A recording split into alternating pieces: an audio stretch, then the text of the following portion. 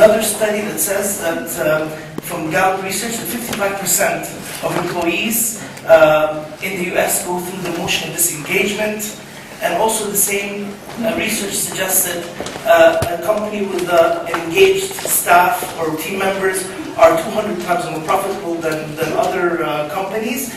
And according to Workforce Management magazine, they predict in the next 10 years that social networks, virtual networks, and wikis are everyday business tools, and that eventually employees will resemble what we have on eBay. So while workforce flexibility is now being seen as a requirement, it will be a demand in the years to come, whereby employees will be in more demand than customers. Allow me to introduce our two panelists this afternoon. On my left, I'd like to introduce Nettie Buitelaar, who is the CEO of Leiden Bio Science Park in the Netherlands, which really represents or is the largest science foundation for research in the Netherlands. The city which has the oldest university that was formed in 1575. And on my right is Paul Holmes, who's the CEO of the Holmes Report and founder, and also the CEO of the SABRE Awards. I think what we'd like to do as a format, we'll begin by just asking each of our panelists to say something or to give us a positioning statement.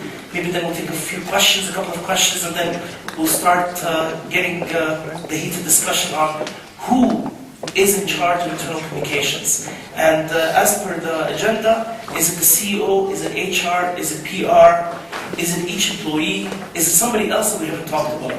And I think it's quite important we shed some light on this, because it is quite an area of concern for everybody, which is the internal audience. Who would like to start? So maybe we'll ask Nettie to go ahead and start with your positioning statement. Okay, well, let me first react to your statistic that you started with. It's all about engagement of personnel. I think that was your main message, and I just want to illustrate that with some of my personal experiences. I've never been in a job very long, and I always left because I didn't like my bosses. I didn't find them good enough in communicating with me or in representing the company to the outer world. So I always thought I can do it better. And I think that one of the main problems is that you have to feel taken serious by your chefs, by your CXO or whatever, and the way how you should communicate, who should do it. I think that's something we can discuss later. But I think to see the person behind the employee, I think is one of the basic things we should discuss.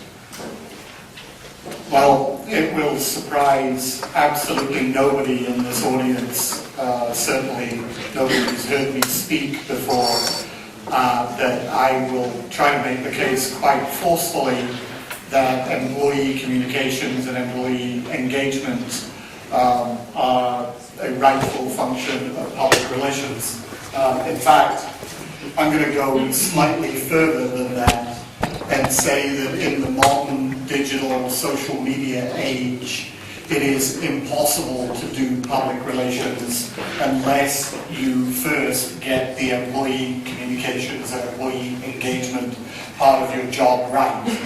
That employee communications is in fact the most fundamental and most critical part of the public relations process. Let's just quickly start, and I don't want to go into a whole sort of shtick about this, partly because you've already heard me on this subject a couple of times before if you've been to the Congress in the past. The job of the public relations person is to manage the relationship between an organization and all of its stakeholders. And to me, that means internal and external stakeholders. But even if we remove internal stakeholders from the equation for a second and say that the job of the public relations person is to manage the relationship between an organization and its external stakeholders, I'd make the case that that is no longer even remotely possible unless he or she is also responsible for internal communications. The reason for that is that your relationships with all of your stakeholders are going to be determined by how you as an organization behave and how your employees as representatives of your organization behave. That means that unless the public relations person has an active leadership role in shaping the culture and values of the organization is constantly going to be behaving in a way that undermines his or her messages to the outside world. That, quite simply, and I think quite obviously, is untenable. In other words, if you don't start to behave as if every single employee of your organization is a member of your public relations team, is a functioning member of the PR department, you're going to run into incredible dissonance, and people are going to believe the behavior of rank and file employees much more than they're going to believe your annual report, your press releases, and all the other messages that you're putting out there into the world. So the employee communications part of this job is absolutely essential, and it can't be delegated to anybody else. Would you like to add something, Nettie? Well, what I can add is that I think nobody can disagree with what Paul said. But that's the theory. And then if we look in practice, we see that the PR people are absorbed by the time they need to handle external communication, and that CEOs find it much nicer, sexier to be outside and to be doing all the external work than to speak with their personnel and to do the internal communication. So I do agree in theory, but I wonder if it will ever be achieved. One of the things I'd like maybe, before we get a couple of questions from the audience on what you just heard, is simply, I want to ask Paul and Nettie, I mean, we have seen that the PR, or the internal communication, is fundamentally in charge of employee communication. But I want to take it a step and say, to what degree? I mean, is it the PR, Department of Communications, or do they lead the whole internal communications, and then you have HR, CEO, etc. follow? And the other part of the question would be, what is the mix? I mean, is it the PR, they actually handle the whole thing themselves and there's no support or no alignment? How would it work? Just to give our audience a little bit of an overview. Okay.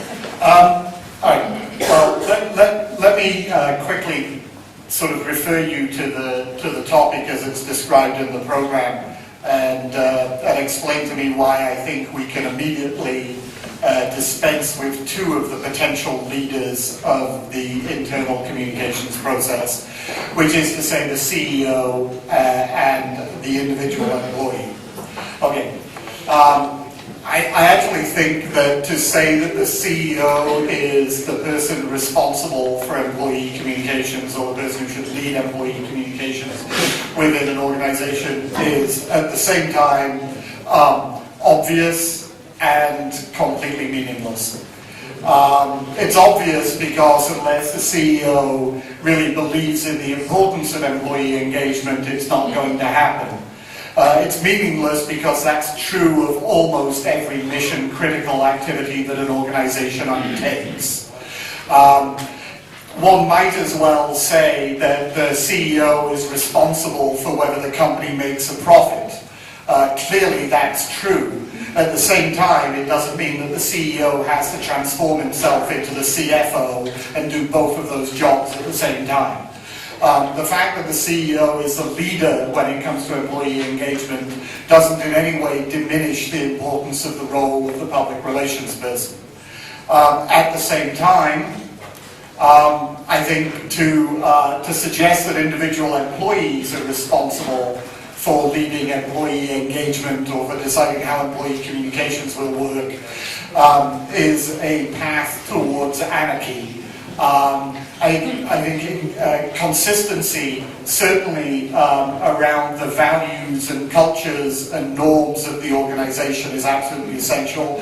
And so it seems to me clear that some leadership, and I'm certainly not advocating for sort of command and control leadership here as much as I am a leadership by example and by setting tone and by putting in place policies that encourage the right kind of behavior. But some kind of leadership is essential. So that leadership has to come from somewhere. I don't want to dominate the discussion, which I do have a tendency to do, I'm sorry. I will respond to Nettie's earlier point by acknowledging willingly that the PR industry has not done the best job of taking advantage of the opportunity offered by employee communications or of exerting its influence inside a lot of organizations to take control. And I think it worries me that a lot of senior corporate communications people have, as far as I can tell, been very willing to cede the employee engagement part of their job to human resources. My primary argument against that would be that it is increasingly my belief that organizations only have one reputation, and that reputation is determined not by communications to individual stakeholder groups, but by overall communications. If you do not coordinate your employee communications with your communications to other stakeholder groups, then you're going to run into problems of dissonance. And so if you are responsible for the one relationship, you sort of have to be responsible for all of them. I don't think it's possible to do brand communications without doing employee communications. I don't think it's possible to do crisis communications without doing employee communications. These audiences now are so intertwined, they're interacting with one another to such an extent that the whole of the reputation of the organization and all of the relationships have to be centrally coordinated. I don't sense any willingness or ability on the part of human resources people to start managing brand relationships or relationships with shareholders or governments or media. And so I believe it's up to public relations people to start managing relationships with employees. Thank you. Nettie, maybe give us a little bit of what your take on what just Paul said, that it has to be fundamentally managed and run by public relations department or professionals. Well, I have a few comments on things that Paul said earlier on that came to my mind during this discussion. Whether the CEO would be the one in the lead for the internal communication, I agree with Paul that he should not be it in daily practice. But the behavior of a CEO is trickling down the whole university. I think he should set an example at least. But that's something else. That's something that everybody will agree on, I think. And the other side is that the internal communication should not be managed by every employee. I think everybody agrees on that as well. But what you see now is through the social media, everybody has access to everybody, and it's hard to control. And I've known some companies, for instance, you've all heard that Apple forbids its employees to make any announcement about new products, from a logical point of view, of course, but and also I know sort of a group of societies, student societies in my city, who of course students behave a bit strange every now and then. They are forbidden to put pictures on Twitter or on Facebook, etc., so they are not allowed to communicate internally or externally either. But they cannot be stopped because the social media are, so most people of the younger generation, they cannot even live anymore without the social media working on them all the time. I'm a bit older than that, so I can do without for a few moments, but if you see other people, they're constantly connected to all their friends, and they must continuously communicate everything that they're going through and that they see, and it's very difficult to control that, I think. So again, it's the theory and the practice. I think we agree on theory, but the practice needs some more time, I guess. Tell us about your, obviously you're a CEO and you manage a few organizations, and communication is part of it. How do you do it at Leiden Science Park? Yeah, the point is the companies that are in my park are individual organizations, so I'm not in control of them. So they do their own PR, they do their own marketing and acquisition, etc. But we try also to do some centralized work where it comes to lobbying, for instance, for new rules or something. And what we also do, that's an interesting thing that comes to my mind now, because we have these programs on employee, on the improvement of employee availability, as I described earlier today. And we always went through the HRM professionals to approach the companies, and we were not satisfied with the response that we got. And then we thought, okay, let's try to get the addresses of all the individual technicians, process operators, scientists on the park, because then we can find out what they really want and not what their HRM director wants them to want. But then we got a lot of problems with the companies because they said, no, I don't want you to approach my employees directly. Please go through me.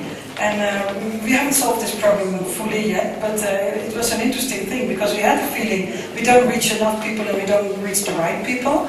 But the solution is blocked a bit by the HRM people maybe seeing their influence diminish or seeing people want things that they don't want them to want. So it's very interesting. You cannot stop it, I think. So. Do you have anything to add? Well, yeah, I just wanted to go back to something that Nettie said a moment ago about control, because I think this is an important and interesting issue. And I think that it's important to recognize that when I talk about turning every employee into a public relations representative of the organization, there are two things that need to be said about that. The first thing is that actually you don't have any say in the matter. All of your employees are ambassadors for your organization pretty much every day, whether you like it or not. And secondly, the idea that you are somehow, even if you are a giant, well-respected behemoth like Apple Computer, going to be able to control what every single employee in your organization says in every single interaction with the outside world, that's just living in a fantasy land. Now, that doesn't mean that you can't influence what they say, that you can't create the right environment in which they are encouraged to say the right things, that you can't provide guidance. A few years ago, this might have appealed to you coming from a sort of science tech background, there was a fascinating story in Advertising Age about the decision of, I believe it was GlaxoSmithKline, to start training its employees as ambassadors for the company. And the idea was that if you were the employee of a pharmaceutical company, every time you went out to dinner or you were at a party, somebody would come up to you and say, "We really hate pharmaceutical companies. Your products are too expensive, half of them don't work, you're exploiting people with diseases, everybody hates pharmaceutical companies." The idea was to arm people with the right information to help them understand what the company's point of view was on all of these issues, so that when those issues were raised in a social environment, people would be more effective communicators on behalf of the company they worked for. Way down at the bottom of the article, there was a quote from the CEO of another pharmaceutical company. I don't believe that the company was identified. And the reporter said, "Don't you think this is a great idea, and how come you're not doing it?" And he said, "We'd never do that, because once you start sending employees out to communicate on your behalf, the chances are that some of them are going to say the wrong thing, and if they do that, it's just going to create more problems." I just think that's a fundamental misunderstanding of how the world works. These people are out there, whether it's social media online, or whether it's social media meaning parties and events and cocktail conversations and meetings like this. They are out there, they are representing your company, people are forming impressions of your company based on what they say. Your only choice is whether you want them to be better at it or whether you want them to be worse at it. And that to me is a fundamental job of public relations. And helping them to have the right information and an understanding of the right values in order to communicate more effectively just seems to me to be a no-brainer. Yeah. May I have a small reaction to what you say? I think everybody wants to be proud of what they're doing. So each individual employee wants to be proud of their job, wants to be proud of what they achieve, or what a company does. And I saw an interesting report this morning on the internet that the Dutch labor union had done a survey on image stress with employees. And the largest group that had a severe image stress nowadays were bank personnel. So that's interesting. On that subject, for example, it would have been extremely helpful for somebody at Goldman Sachs to advise their employees that lighting $50 bills on fire and raining them down on the heads of Occupy Wall Street protesters was not necessarily the best way to demonstrate empathy and humanity. Let us take a question, and then after the question, we're gonna talk about the battle between the P and the H. I'll tell you about that in a bit. And also, we live in an imperfect world. So, as Paul and Nettie have been saying, really the perfect solution, that we don't live in a perfect world, unfortunately, and we take that. So, we will take the gentleman's question or remark. If you can introduce yourself, please. Yes, it's Mark Redgrove. I'm the head of communication for Orgaline, which is the European Engineering Industries Association. I'm also on the board of the European Association of Communications Directors, which is my main hat for today. I think, actually, while I was formulating my question, the subsequent conversations have been partially answered that, although I would argue that somehow the messages that come out from employees, if we rely on those employees to pass the messages, they can be somewhat confused. And maybe we could take again the Fukushima example about who actually knew what was really going on there. Was it TEPCO? Was it the Japanese government? We couldn't really get any real idea about what was happening on the ground. I think in my own personal organisation, we have a spokesperson, and that spokesperson is our Director General. We don't have anybody else in the organisation that would be able to pass comment to any other media. If I write on social media, which I do, about issues that we communicate on, then I can't deviate from the party line. I can put it into social media talk, but I can't change the message. So I think diluting it amongst the staff, it can lead to confusion, and that can't do an organisation any good at all. And I think the other point there, that if the employees are happy at their work, they are bound to want to reflect a better. They're happy to tell people that they like to go to work. They're happy to tell people they like to get up in the morning and to participate. And that can only be a good thing, but it doesn't mean to say that they have to communicate that. They can talk about it with their friends and so on and so forth, but not necessarily in the public domain. Would you like to comment, Nettie, on? Yes, I can add something to what Mark said about the spokesmanship. What we have to do in pharma, biotech, is that there's always animal activism around. As most of you know, you have to do animal experiments on animals to make sure that people are not your guinea pigs when you introduce new drugs to the world. And many people are opposed to that, as are the scientists within the pharmaceutical industry, but you have to, you're obliged to do it. And every now and then we have actions, they can be very light or very severe, of animal activism. And then always we get all the press is calling us, standing in front of our doors. So we make very strict appointments. Who's the spokesperson? It's only me then. Nobody else is allowed to do it. Because otherwise every individual employee can tell a different story. And it's because it's such an emotional discussion, it's not rational. And then it's even more dangerous to get such a diffusion. Paul, you want to add something? Yeah, look, this is going to, am I on? Yes. This is going to vary from company to company and industry to industry. But I want to say two things about consistency and message discipline. I know most of us probably came up in public relations in an era where consistency and message discipline were viewed as unalloyed virtues. I suspect that we may be entering an era in which consistency is the symptom of a slightly too rigid mindset. It's the hobgoblin of little companies, if I can butcher somebody else's thought.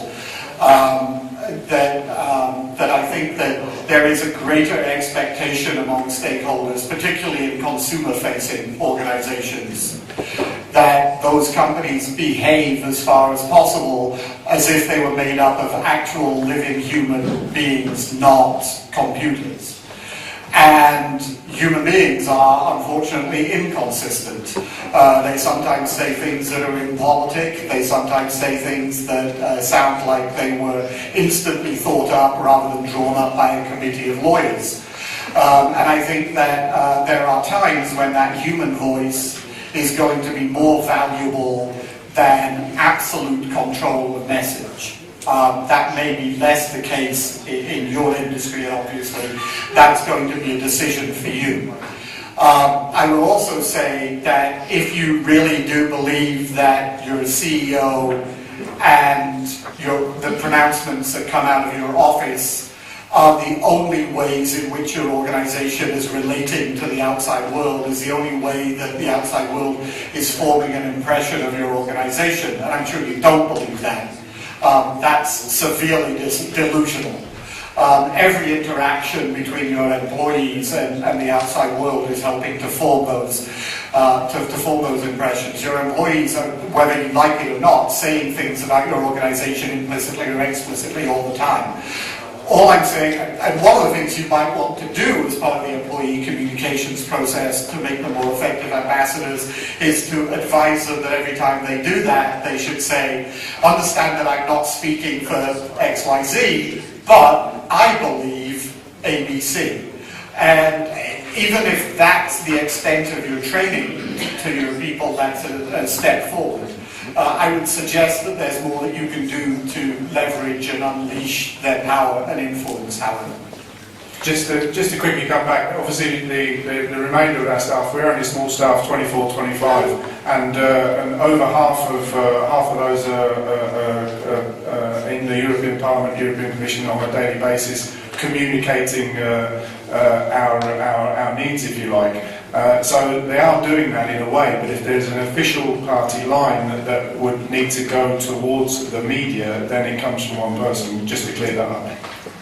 Yeah, I don't want to get into a big back and forth, he says, getting into a big back and forth, but I suspect that we've entered into an age in which the primacy of the official party line is no longer what it was. That there are other sorts. I mean, there's, going back to the subject of this morning's conversation, there is such radical transparency. There are so many other sources of information about what your company is saying and doing and thinking that people are going to pay more attention to some of those less formal, less structured, less approved means of gathering information than they are to the official corporate or institutional statements. Yeah, I think it would even add to the credibility and the appreciation of a company if you allow your employees to show that there are living, human beings in their organization. So, yeah. Yeah, I mean, I actually think that it's sometimes important to show that not everybody within your organization is on exactly the same page. That there are contexts in which allowing people to see a little bit of internal conflict and to understand that this is not a single sort of giant entity with one hive mind is a good thing. I think part of it as well, we'll come back to that later, sometimes when you actually become an environment to bring out internal conflict, it's actually good for the organization. Because I said before, we live in a perfect world. You can't expect that everybody is just happy and we're all, one big happy family. But I do want to bring now another issue that, which I called before the eternal battle between P and H. Now, and P and H is not Paul Holmes, so it's something else. But we talked about the CEO, and we will reach that in a bit. But public relations and human resources, or HR. HR is fundamentally in charge of the employees, their growth in the company, their evaluations, obviously with the dotted line for their raises and appraisals and everything. And sometimes it comes with the territory that they're in charge of communications, whether they're circulars, whether they're anything else. But then the PR department, as Paul Holmes has said earlier, is in charge of the communication, of opening and maintaining the channels of communication.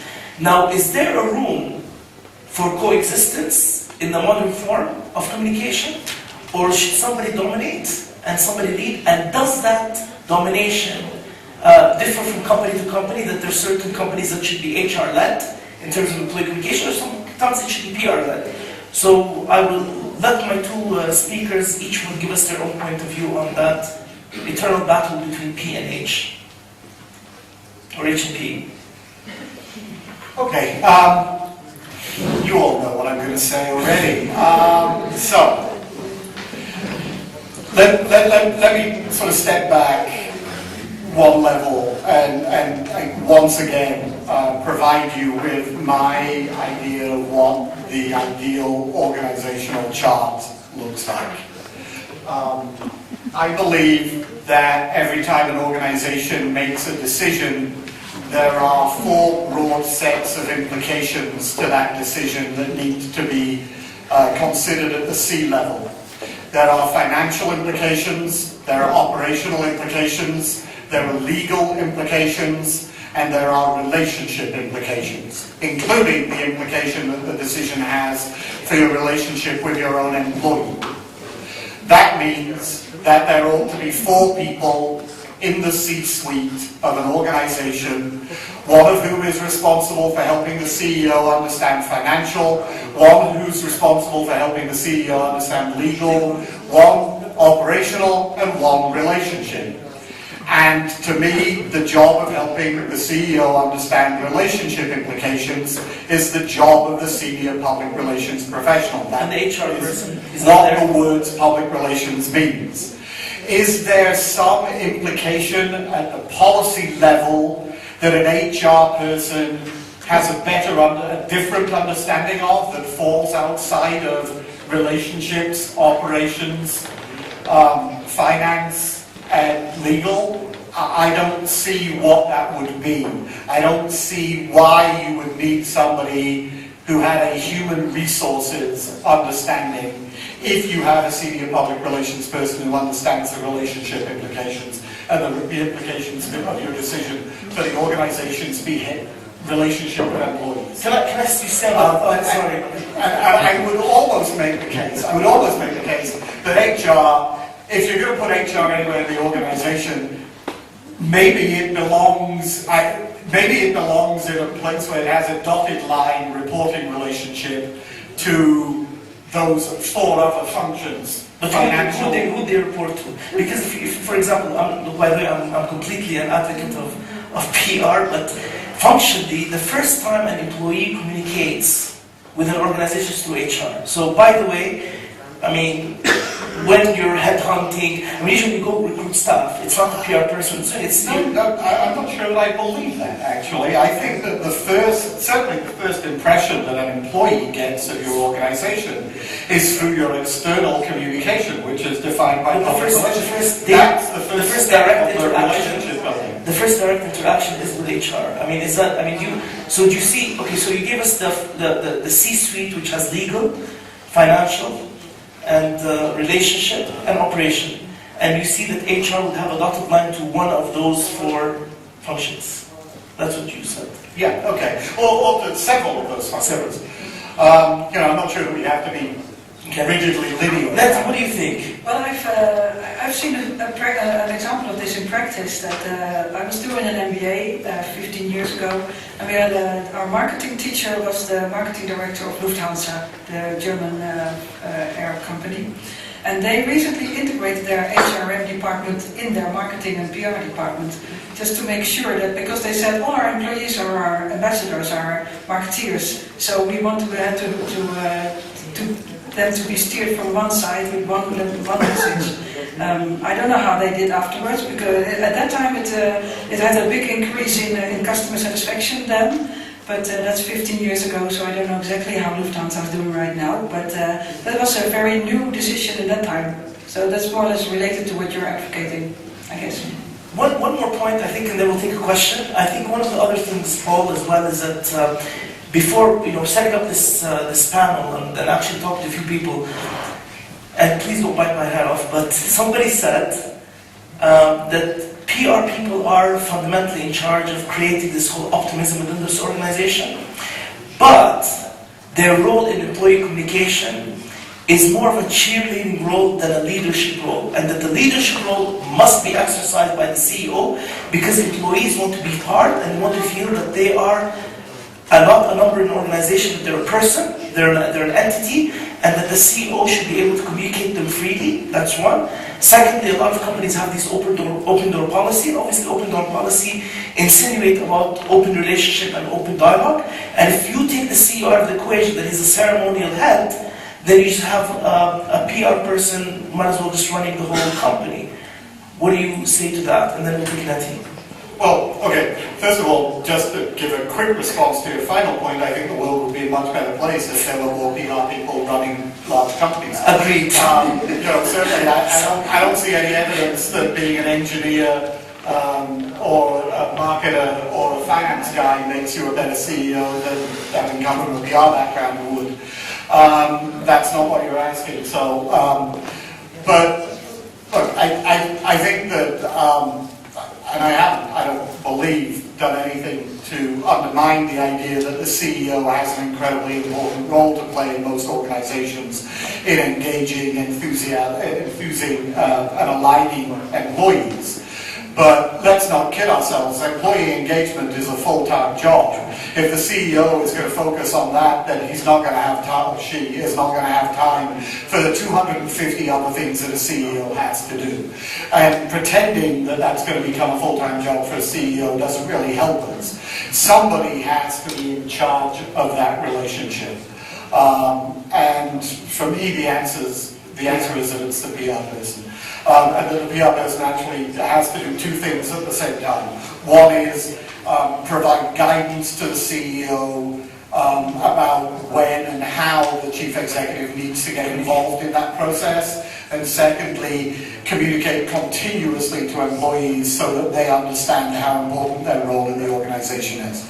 Nettie will take we'll take your comment, and then we'll have a question from the gentleman. So yeah, actually, I fully disagree with you that you would like that you think you have a better role if PR people manage their companies, because in your introduction you said that PR people are for my short translation for the feel-good message. And I think what I see emerging today also, the way PR is happening now, it's just too much about feel-good messages, and it should be about real people, with their real thoughts and with their real experiences. And I think the PR industry, I'm not a professional myself, I can say that, the PR industry is still too much in the spinning mode and making people believe everything is okay, and they should be open, authentic. I mean, we've heard it several times this morning. Be yourself, be authentic, be empathic, and maybe then a PR person can be a good CEO, but then anybody can be a good CEO. Okay. Just quickly, I will rephrase what I was saying earlier. I think that good PR people would make good CEOs. Frankly, the worst kind of PR, I've said this before too, the worst kind of PR you can have for an organization is when you create an image that is better than reality. Because in a transparent age...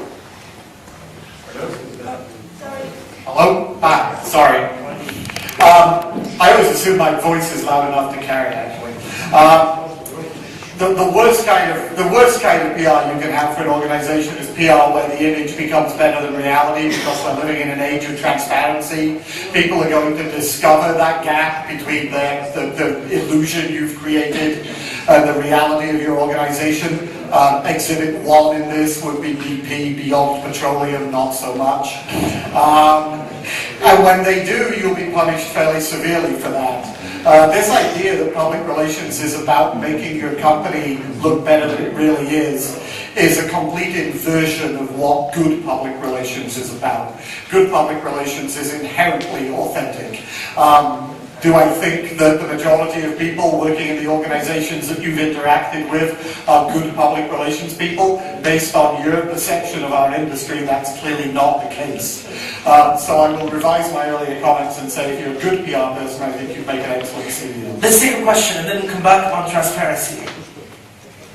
I like to comment on Nettie comment that theory and practice is quite different, and I think that, and would like to ask also, because PR is good PR, is not about what we're saying, but what we're doing.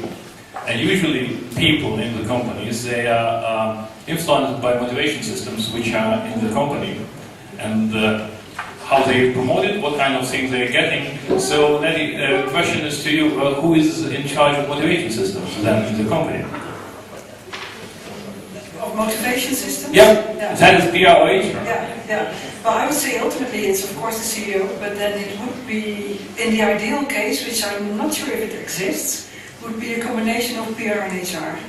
But I don't know if that happens around the world. If I may, would like to go back 15, 16 years and tell you a quick story. It involves Sears in the United States, and Sears, among its many businesses, ran a network of automotive repair facilities. And one of the local news stations in the United States conducted a sting operation where it sent reporters out with cars to repair facilities to find out whether they were being charged for repairs that they didn't really need. And they went to a Sears auto repair center and got charged a fortune when there was actually nothing wrong with the car. Other stations around the country quickly followed suit and found out that this was pretty much endemic, that this happened at every Sears auto repair center in the country. There was a considerable amount of outcry. Sears apologized, did all the crisis PR things you'd expect it to do. The underlying cause of this problem was that about 9 months before this story broke, Sears had changed the way in which it compensated its mechanics. In the past, mechanics had been compensated for the amount of time that they worked. Sears changed the compensation system so that mechanics were being compensated for the number of repairs they carried out. As a result of this change in the compensation system, mechanics wanted to carry out more repairs. Therefore, they started repairing things that weren't even broken. Now, it seems to me clearly the culture, values, and incentives of this organization led to a severe reputational crisis. 15 years ago, I was giving speeches in which I used this story to illustrate the point that public relations people should be involved in setting compensation policy. That if you have a policy that has the ability to impact your reputation, somebody who's responsible for reputation should be there when the policy is formed. Now, I doubt whether there are more than half a dozen corporations in the entire world where PR people set compensation policy. But I continue to believe to this day that if you don't have PR people involved, you're going to screw up somewhere along the line. So, do I think that it should be entirely a PR decision? No, clearly there are financial, legal, and operational concerns as well. Do I think that PR has to be involved? Absolutely, without question. Yeah, I think all that would be good research worldwide. How many CEOs think that PR people should be involved in compensation systems? Let's say adjusting compensation systems. Would anybody in this room expect to be consulted if their company was changing its compensation policy? Two of you? I'm impressed and encouraged. Which in itself is depressing and discouraging. We'll take another question, and then any question, please. I had a comment on the previous topics on HR and communications. Today, there's, at least in Europe, there's a huge need for finding the right skills, right? So there's a lot of unemployment, but strangely, we don't find the people we need. To whom today does HR turn to? Because they've seen that the big ad campaigns, what have you, are not working, they are turning to public relations people. So that makes a point, I think, for the discussion here. And another thing I wanted to just add, I used to have a mentor in public relations, and I used to work for a big American multinational with 3 letters starting with I and ending on M. And he said, look, there's one thing, CEOs come and go, companies stay. And that shows how much value, I think, a CEO has for an organization. Maybe it's different in different regions and culturally different.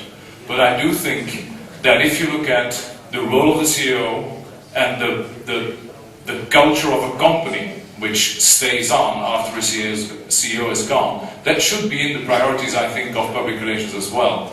And let's face it, how many of you read the latest CEO memo when it comes down every quarter through email? It's an open question. Okay, I'm confusing myself with this microphone now. I do have an observation about that, because I do think that I might put it a little differently in that I think that yes, I mean, companies go on. Companies also evolve. Their values will occasionally evolve.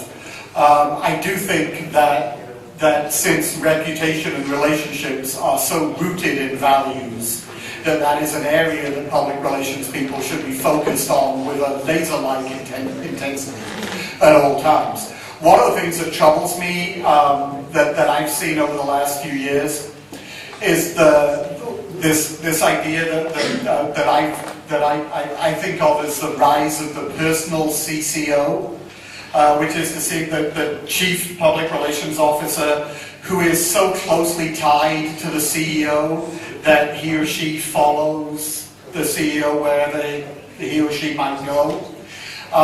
Because I actually think that the great advantage that a good public relations person should have is being a little bit independent of the CEO, not somebody who's there to hold their hand and do their bidding, but somebody who's there to occasionally confront them with the unpleasant truths that they don't want to hear, to represent the voice of the corporation talking to the CEO.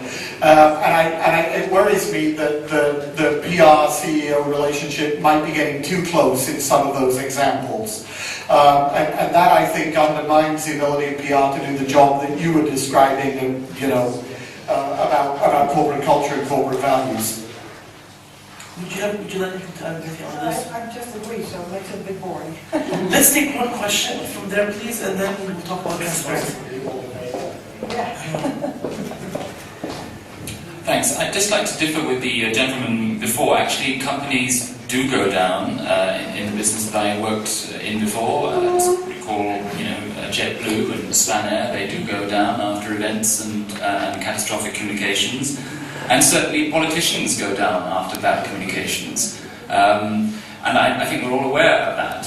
What I wanted to ask Paul, and actually all of you, and perhaps everybody in the room, where do we stand at the moment in our business? Are we perhaps overestimating communications? I mean, certainly in politics in the UK, we had this phase when Tony Blair was accused of spin, and in Germany there was Gerhard Schröder, and now we have leaders who are perhaps a little more sober and less reliant on spin.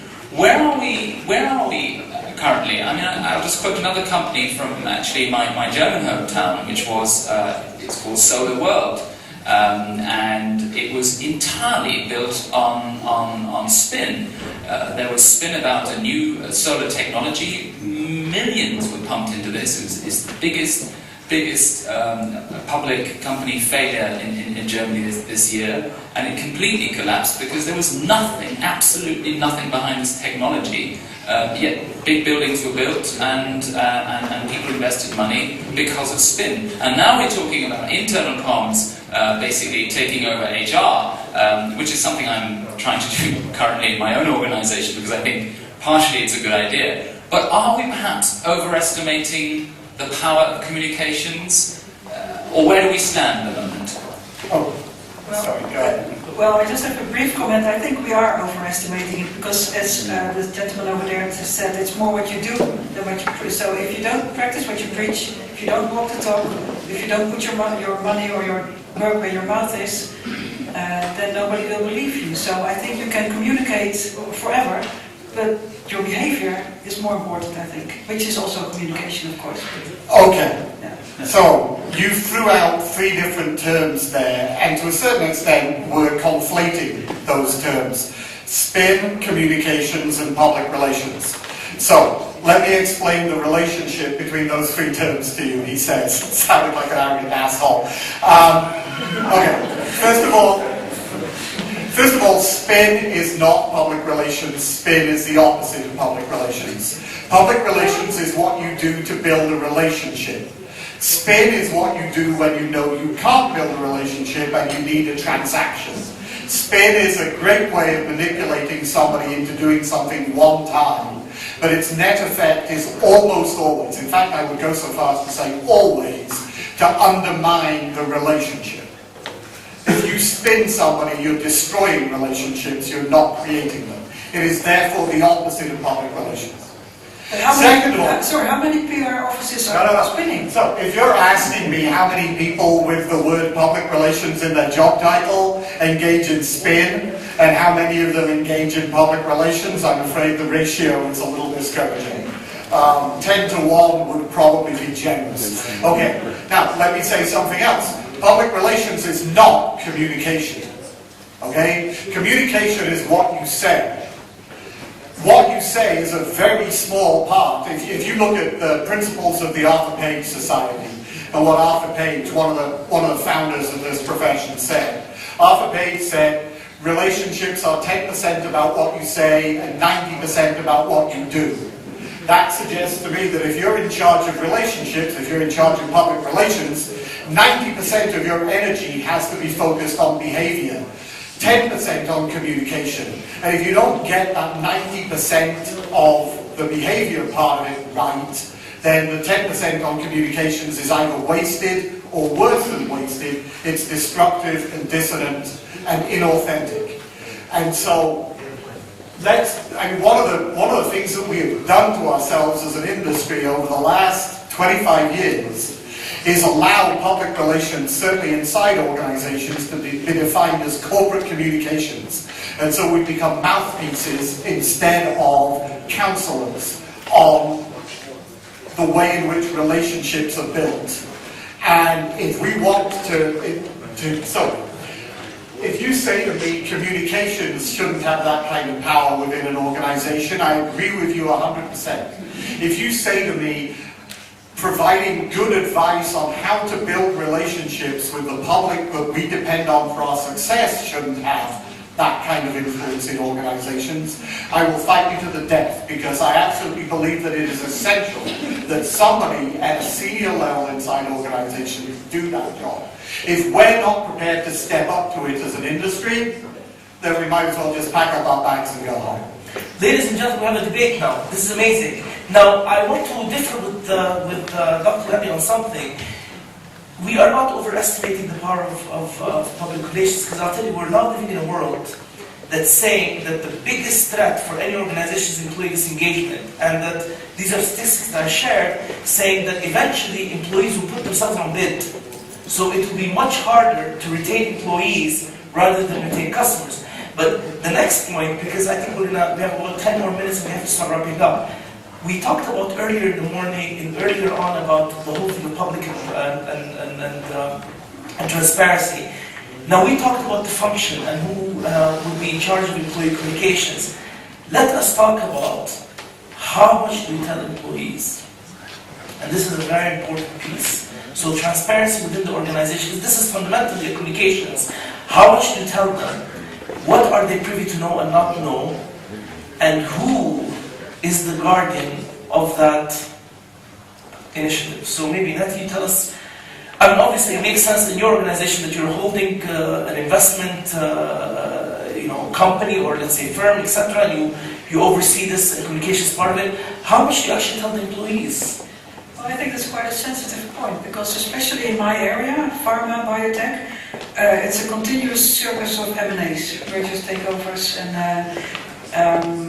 of course employees get very restless and they stop working but just think about their future if they hear what's going on.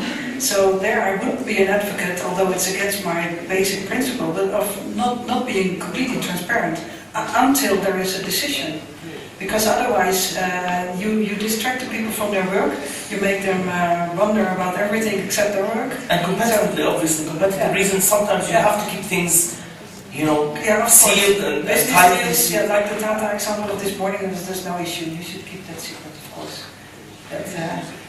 So you believe that in terms of transparency, of course transparency is quite important, but there's certain things that have to be kept until the right time.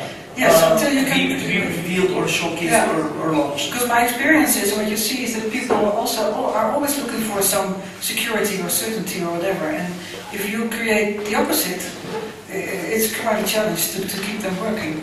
So that's, I would say, basically I'm more pro-transparency, but I found out in reality it doesn't always work. Paul, do you have anything to add to that? I'm not sure. I have a 5-word answer that I suspect is both incredibly simple and completely unhelpful, which is as much as you can.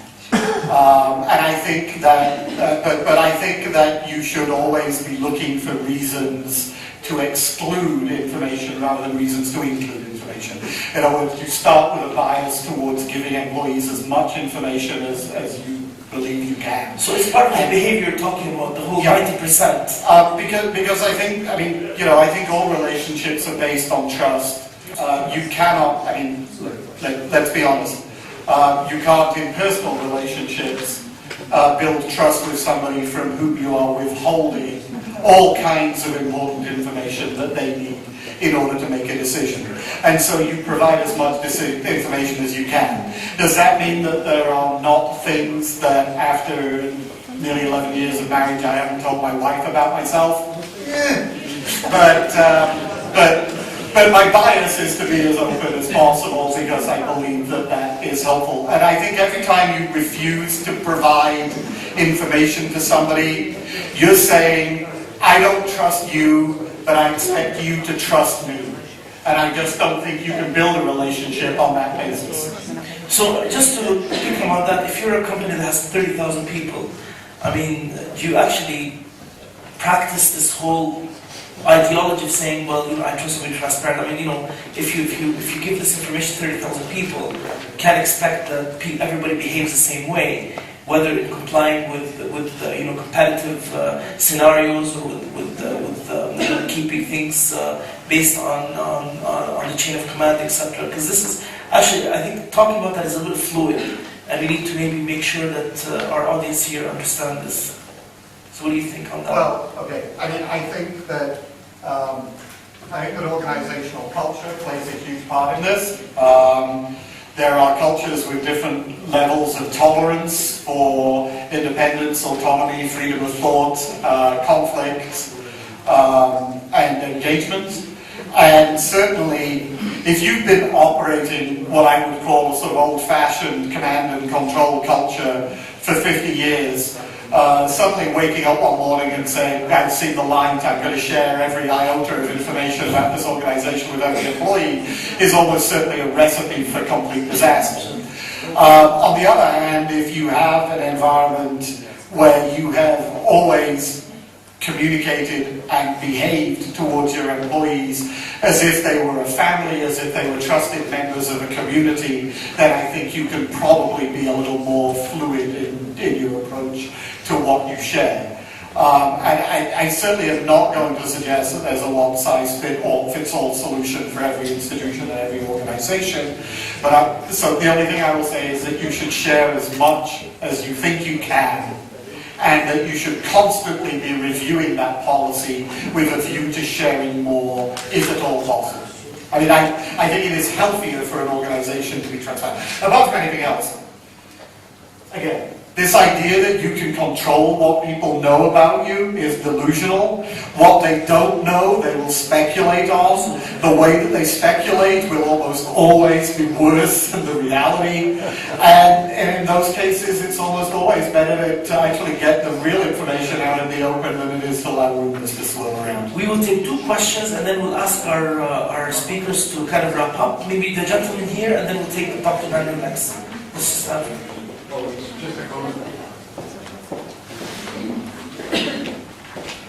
It's just a comment on the last remark by Paul when he said, try to share as much as you can. Maybe we should reverse the policy simply. Instead of selecting what we want to share, we should be selecting what we don't want to share, which is have a default approach of sharing everything, unless it's absolutely necessary not to. Which also means you need to have a good reason not to share. Yeah, do Do I think that Coca-Cola ought to give its secret formula to every employee? Probably not. Though, quite honestly, the value of Coca-Cola today is entirely its brand, it's not its formula. But leaving that aside, do I think that's a good idea? No. Do I think that you should know what every other employee in your organization is earning? I think that there's a debate to be had about that, but I'm not sure that that is a particularly helpful policy to have. Do I think that you should know how compensation is set within your organization? Absolutely. I mean, I think you're right. I think you hold back only that which you have to hold back. We'll take a comment here, then we'll prepare the closing. Thank you, Paul, for your precision on my use of terminology. However, you didn't answer the question, which was, where do we stand? And just to give you an example of what I actually mean, I try to be concrete. Now, let's say 20, 30 years ago, if you set up a public agency for health, for aviation, for agriculture, whatever, the first person you would probably employ is somebody operational, the scientist who does the work, okay? And then the second person would be the legal advisor, and then maybe HR, and then communications. Today that's changed. I think today if you set up an agency, or you set up a business anyway, the first person you will think of is who's going to do my public relations. And my question to you is, are we going to stay that way in 10 years or 20 years, or are we going to see a move back to, you know, the hard facts, the numbers, and the operations? That was actually my question. But your answers actually was transparency. You know, we have to be good providers of transparency. I would just like to come back to what I call spin, or we could say selective information, give you a good and a control of information. And I think the lady from Leiden touched upon this. I'll give you an example from my own organisation. We're going through some pretty heavy personal HR cuts. You know, we're cutting posts. We have to cut back on personnel. So, you know, we put some information on that on our intranet. At the same time, last year we were able to invest some money into infrastructure, new facilities. The reason behind this is they are completely different budgets, and infrastructure doesn't, you know, you don't have to pay pensions for infrastructure, so a certain kind of investment was possible, but HR couldn't expand. Now, the question was, do we put the same information on the website at the same time? We were expecting employees to say, well, you know, if they can invest in new audiovisual equipment, you know, why do we have to go through these budget cuts on HR? Why do we have to sacrifice posts? We decided just to delete the information on the new investment and to be frank about the HR implications. So the question is there perhaps sometimes a decision to be made about too much information and too much transparency, because there's only so much you can take in? Okay. I'm sorry I didn't answer your question the first time around. To the first question about whether we are going to see a reversal of course so that relationship building becomes less important, I suspect that particular genie is out of the bottle and is not going back in. We are living in an age where there is so much information and so much misinformation about institutions that helping organizations marshal that and respond to it is going to become more and more critical, not less. And I don't see anything that would reverse that process. And I think that means that you have a job to communicate factual information, to provide people with the context that they need in order to evaluate all of the different kinds of information, to express your own interpretation of that information. And I understand that last thing that I'm describing may come dangerously close to spin for some people. I actually think that there's a difference between those two things, that you have to be rigorously intellectually honest about your interpretation. But the fact of the matter is that different facts have different meanings to different people, and pretending that they don't is not particularly helpful to us if we're going to be grown up about this stuff. And I think doing all that will become more mission critical than it is today, not less. It's inconceivable to me at this point that would turn around. People have more information, they're more empowered to use that information. So communicating around it is going to be more important. The second part of your question, I'm sorry, I am getting old and cranky and less capable of holding two ideas in my head at one time. What was the second question? My fault, I was a bit too verbose. The question was, do we sometimes have to be selective in providing information in order still to be transparent? Is there a danger in when we are being fully transparent, in actually just clogging up people's minds with too much information that they can't handle, and therefore, we failed our objective?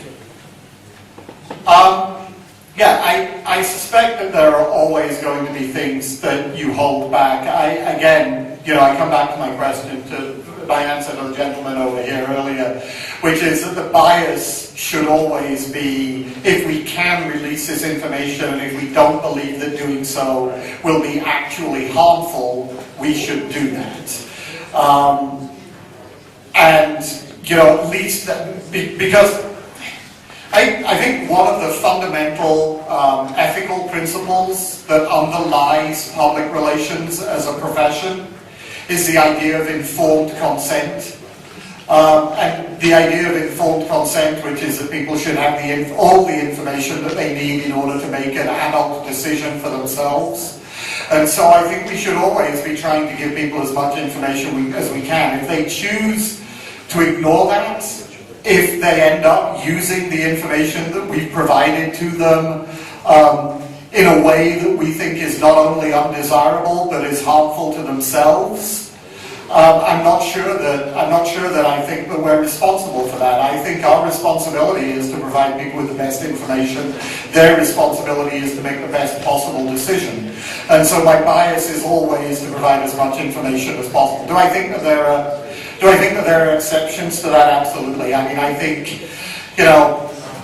when you let your senior vice president of finance go, saying we fired him because he screwed everything up and couldn't get along with anybody, is not necessarily helpful or useful, and so saying we allowed him to go by mutual consent while it's completely dishonest is not something that particularly offends me. And there are many other circumstances, I suspect, where there are reasons not to be 100% transparent. But the bias should be towards providing as much accurate and actionable information as we can. Nettie, why don't you give us your bit, because this seems like a good closing remark for us. I think we're almost running out of time, but if you give us your take on what has just transpired in the past hour, and then we'll take it from there. Okay, first I'd like to comment on Daniel's presumption that we start hiring PR persons before doing anything else. I see the opposite happening in my business, because I have several companies on the park that do production, and they fired their communication people because they say we just do production, so we don't need communications. And it's because it's all about cost cutting in this field, but that will be worldwide. So maybe we are on the edge of another reversal. But that was just a comment to you. I think what I learned today is that there is PR and good PR, and that's a big difference. And I think that's good to keep that in mind, and that's also one of the nice issues of being here together and speaking about PR from such a different angles. I think that's very interesting, and we can all learn from each other here, so that's the good thing here. Thank you very much, ladies and gentlemen. Thank you very much, our distinguished panelists. I think we've all learned a lot today. There's a whole certain behavior part of our business, which is the public relations side. The communications, as Paul said, is 10%, so the 90% is quite important. Our panelists are here today, and I think Paul is even here tomorrow, so you can feel free to engage with him in other sessions. Again, thank you very much, and please join me to thank our speakers.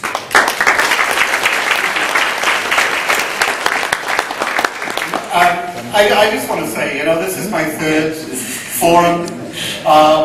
Big surprise, I want to get the last word, right? This is my third forum, and I really just want to congratulate the organizers. I think what you have created here is one of the most interesting, lively, engaging discussions around our industry that I have the pleasure of experiencing every year. The level of discussion, the kind of questions that get asked. I've spoken on subjects like this in front of audiences in North America and just had 100 people staring back at me blankly. I think the sort of hunger for information, the questioning, the level of engagement at this meeting is absolutely phenomenal, and you're to be congratulated on creating something very important. Thank you.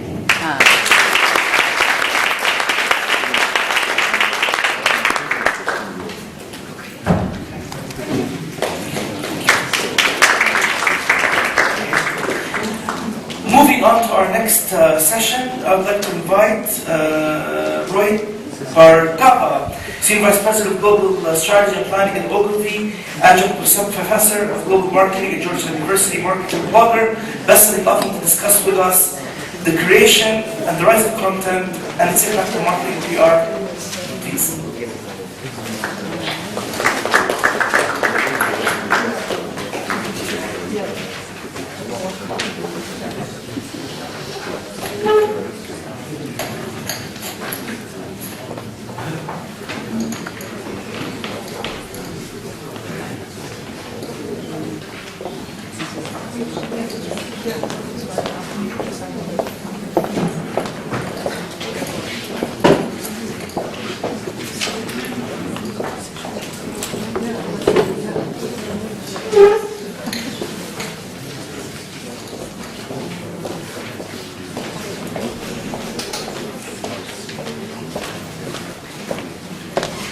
All right. Can everyone hear me? Valentine, I think I need the clicker for the slides. Is it over here? Okay. Thank you so much. So I thought I had a slot right after lunch, but considering it's 4 o'clock, I don't think that applies anymore. So now I have the slot before drinks, which is no better, unfortunately, for me or for you. So thank you so much for, first of all, inviting me, and I'm very excited about the topic that I've brought today because I love trends. I love talking about trends. I love thinking about trends. It's a very exciting thing for me in marketing and in communications. But for all of the excitement that I've got, I'm frustrated by trends a lot too, because I see a lot of discussion about trends that really aren't trends. And so what I thought I'd do today is tell you a few stories about things that I do think are trends and why I think they're trends and why I think they matter today. And where I'd like to start is with a little story about my son 2 years ago. And at the time he was 5 years old, and he came back from school very excited because he wanted to tell me about something that he'd seen one of his friends having. And he was describing this thing, and he said that his friends were wearing it on their wrist, and it was really, really cool, and everybody had it, and we had to go out and find some. And so off we went to the toy store, to the local store. Everybody was sold out of these things. So I did a little research online, and I learned that these things were called silly bands.